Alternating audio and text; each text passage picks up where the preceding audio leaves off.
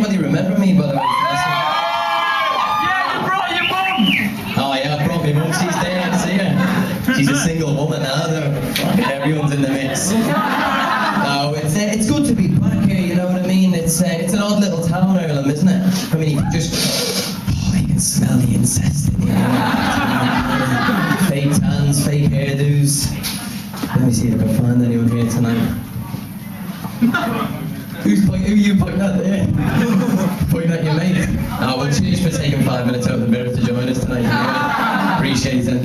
No, well, for those of you who don't know me, last month I was here. I'd recently just broken up with my girlfriend, right? And Almost there. yeah, well, she's here again for you. No, but I broke up with my girlfriend, and it was at a wedding that a whole calamity of things happened. I mean, for some fucking unknown reason, I got unbelievably drunk. I mean, I was pissed. I was shit-faced. I was fucking... Oh, you can only describe it as being Irish drunk. You know, like where people expect you to show up drunk to things. I was that type of drunk. I was that drunk, I got up on stage and gave a toast. I don't even know fucking why. I don't know the bride or the groom. I got up and I said, Dorothy, thanks very much.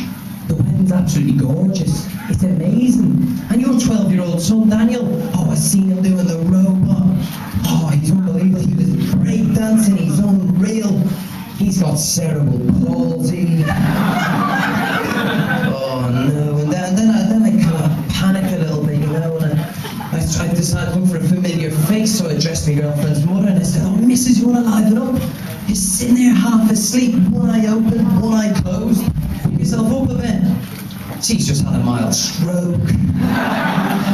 Oh, I was ashamed of myself, and I was pretty disgusted, you know. And I'm a nice guy. I'm not like that at all. I'm a gentle person, and I was given the opportunity to redeem myself. I ended up, getting the task to look after her granny after the night, and it seemed simple enough, to be honest with you, but she was in a wheelchair. She's this little brown woman, kind of looks a little bit like E.T.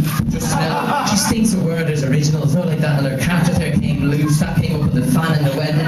It's literally fucking pissing down, literally. But I mean, she's there, I'm pissed. We're on a hill. I mean, I only let go of the thing for fucking 5 seconds. Honestly, you know, I mean, she was dodging used condoms, cats, fucking bins. No one's seen a milk float coming. Our funeral's the following Sunday. And then, to be honest with you, at the end of the night, I got back and I was grovelling, I was apologising, and my girlfriend was there, and we were going to make up the way all couples should make up, you know. And before the act began, she left out of bed all upset again.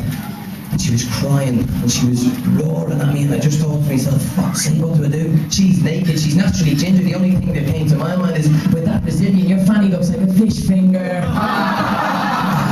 More like a breaded chicken with Parmesan cheese coming off her, something like that. She's been with a few, she's been with a couple. No, but I broke up with her. But then I got back with her, which was good. Until her funeral, of course, a nice funeral.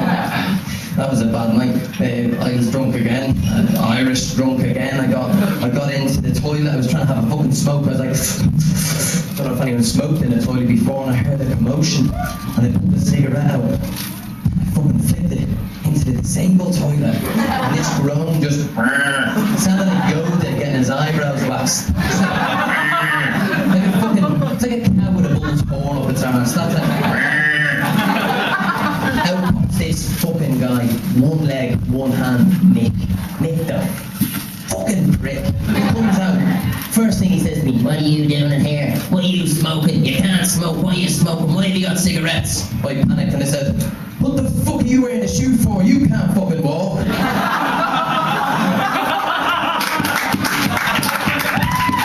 That didn't go down well at all, and then I was thinking, I'm there, I'm legless, not literally I mean, he was legless, I could walk out, all his shelves were a child height, you know what I mean, he couldn't reach. I'm there, and then he started insulting me, going, "You don't deserve to be with my niece." And I thought, Mick, why on earth should you be exempt from common courtesy just because you can't fucking stand up and start a round of applause? Fuck off! Needless to say, I was single again after that night, but I'm back at home with my mother, and I don't know if anyone can see her. I brought her back for you. She's here.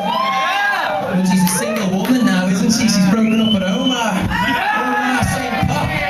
He's got it all, got too much. I walked in on a Monday morning,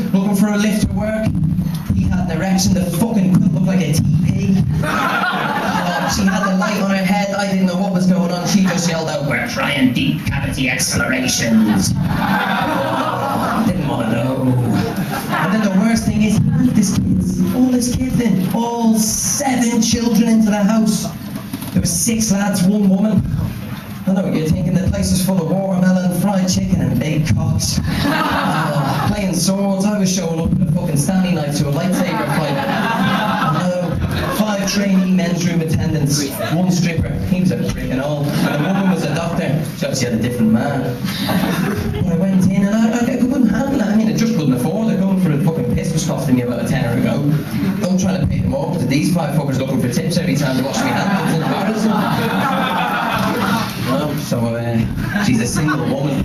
She was dating a Chinese guy there for a while. Can't remember his name. It was, what was it, Sam Sung or the Great Wall? I don't know. One of those common Chinese names anyway. But it was pretty, I mean, like Christmas dinner would have been funny. You know, to set me up 2 for 3, please.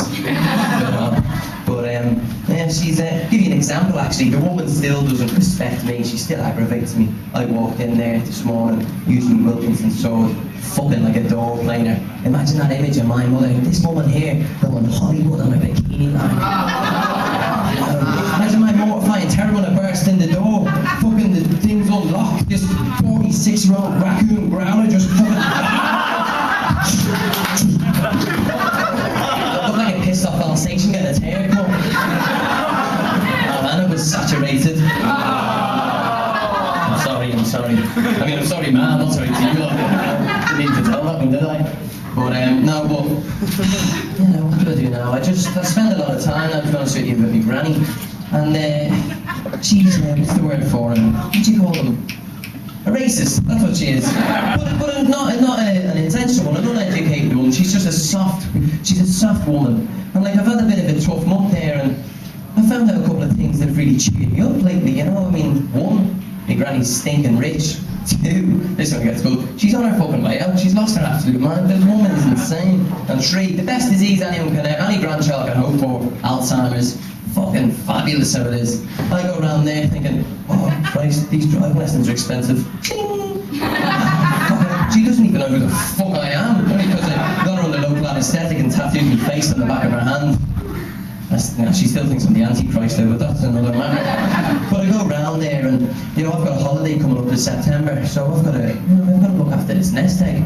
So I've got to go around and see her, you know what I mean? But on a serious note now, I'm sure there's a lot of people in here who have grannies and grandparents who live on their own, you know, and they get into their 80s, and life can be lonesome, especially on cold nights, you know what I mean? When it's freezing, I like to go around there and disconnect the phone line, knock the heating off, pour a fresh cup of cold water all over the front steps.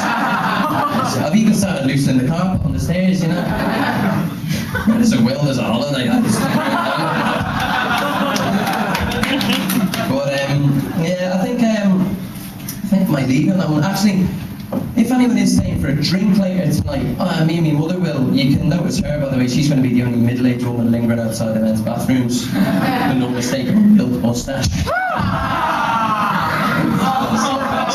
She started wearing bras and Ravissimo, looked like fucking parachute with bullet holes in them. That's nuts. Anyway, folks, that's enough from me. I think it's quite late now, but I'll leave you on that one and have a fantastic evening. You've been a great friend.